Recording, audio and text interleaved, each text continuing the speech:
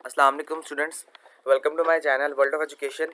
और आज हम वर्ल्ड ऑफ एजुकेशन की इस वीडियो के अंदर ENG 301 मिड टर्म पेपर 2022 देखेंगे। और फर्स्ट ऑफ ऑल तो सबसे पहले अपोलोजाइज़ है आपसे कि मैं इसकी ड्यू टू सम इश्यूज़ अपनी वीडियो को अपलोड नहीं कर सका या नहीं बना सका।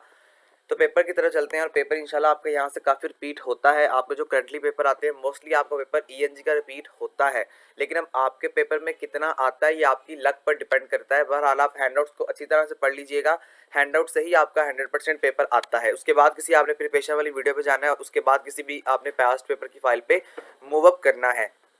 चलते हैं पेपर की तरफ। और एक और बात स्टूडेंट्स, शुरू में मैं आपको बता दूं, ये पेपर मुझे मेरी एक स्टूडेंट ने सेंड किया है बाय ईमेल, तो उनका हम शुक्रिया अदा करते हैं। उन्हीं की वजह से ये वीडियो जो है वो पॉसिबल हुई है। तो आपके टोटल जो पेपर में क्वेश्चन थे वो 25 क्वेश्चन थे, जिसके अंदर से 19 आपके MCQs थे और 6 आपके क्वेश्चंस थे पेपर के अंदर।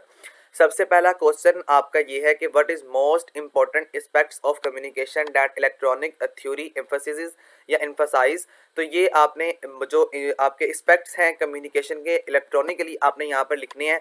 जो कि ये 2 नंबर का क्वेश्चन है, तो आपने कोशिश करनी है कि आपने मिनिमम जो है वो 2 लाइंस तक या 2.5 लाइन तक जाना है। इससे आगे आपने मूव जो है वो नहीं करना है, क्योंकि अगर आप ज़्यादा लिखते हैं तब भी आपके मार्क्स यूनिवर्सिटी काट लेती है।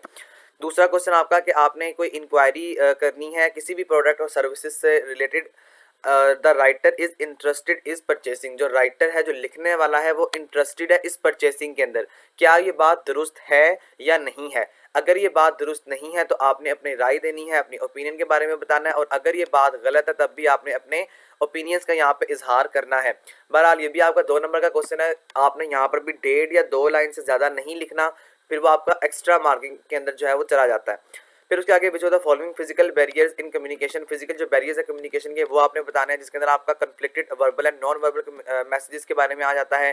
फिर बैकग्राउंड नॉइस आ जाता है, poor lightning, uncomfortable sitting, unhygienic room आता है, और and an environment that is too hot और कोल्ड, यानी कि इसके बारे में आपने बताना है। उसके बाद जो आपका थर्ड पार्ट है जिसके अंदर आपसे पूछ रहा है, उसके आगे आपको कुछ मिस परसेप्शन के बारे में पूछा गया है, फिल्टरिंग के बारे में, डिस्टर्ब, अनहैप्पी, इमोशंस, पीपल और स्टेट ऑफ माइंड्स।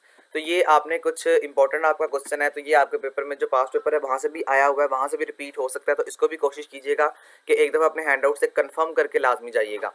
उसके आगे right any 2 name of individual culture variables. ये बड़ा इंपॉर्टेंट क्वेश्चन है, एज अ शॉर्ट क्वेश्चन। ये आपके पास्ट पेपर में भी बहुत दफ़ा पूछा गया था, तो आपके पेपर में करंटली में भी आया हुआ है। दिस मीन्स ये आने के चांसेस आपके पेपर में मौजूद हैं।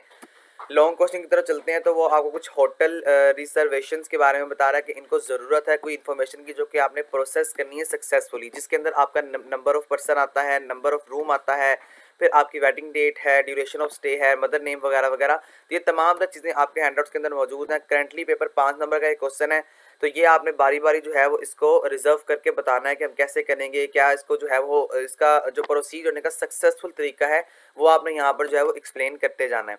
और उसके बाद आखिर में जो आपके पास जो है वो ट्रू फॉल्स हैं, और ट्रू फॉल्स आपके बड़े इंपॉर्टेंट है। अगर आपने ENG 101 201 पढ़ी हुई है तो इसके अंदर भी आपका जो मोस्टली क्वेश्चन लॉन्ग क्वेश्चन की फॉर्म में आपका जो मोस्टली डेटा पूछा जाता है वो आपसे ट्रू फॉल्स की फॉर्म में ही पूछा जाता है। तो आप कोशिश करें कि आप अपने हैंडआउट्स को अच्छी तरह से प्रिपेयर करें, ये हैंडआउट से ही आपके ट्रू फॉल्स जो है वो आते हैं। और एक और बात स्टूडेंट्स याद रखिएगा कि ट्रू फॉल्स आप में ज़रा अच्छे तरीके से कम भी 10 मिनट आपके पास होने चाहिए। हर चीज़ को समझ के अच्छी तरह से अंडरस्टैंड करके आपने आंसर लिखना है। ये आपके अगर आपको आते हैं तो ये आपके 5 नंबर फ्री ऑफ कॉस्ट होते हैं। तो फ्री ऑफ कॉस्ट लेने से मुराद ये है कि बिल्कुल आपको आपने लिखना है, उसके आगे ट्रू है फॉल्स है। तो ये बड़ा आसान सा जो है वो आपका क्वेश्चन होता है, बशर्त ये कि आपको कुछ ना कुछ इसके बारे में पता होना चाहिए।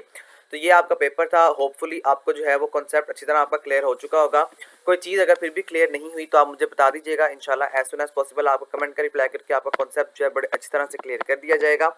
इसके अलावा स्टूडेंट्स आप लोगों से रिक्वेस्ट ये है कि इंशाल्लाह एज सुन एज पॉसिबल जैसे ही मेरे पास जो है दूसरे पेपर्स आते चले जाएंगे, मैं आपके साथ जो है वो इस वीडियो बना के अपलोड करता जाऊंगा। तो मेरे चैनल को प्लीज़ सब्सक्राइब जरूर कीजिएगा और बेल आइकन पर प्रेस करने के बाद ऑल पर क्लिक कर दें, ताकि आपको हर आने वाली नई वीडियो का नोटिफिकेशन जो कि आपके लिए बड़ी इंपॉर्टेंट है वो आपको मिल जाए।